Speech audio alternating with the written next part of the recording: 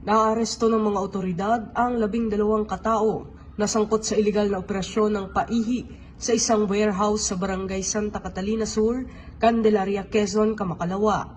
Ayon sa ulat na natanggap ni Quezon Police Provincial Office Director Police Colonel Romulo Albacea, nakumpiska ng composite team ang mga hinihinalang lalagyan ng gasolina at methanol, 4 na tanker truck at iba pang ebidensya na tinatayang nagkakahalaga ng 5.4 milyon pesos.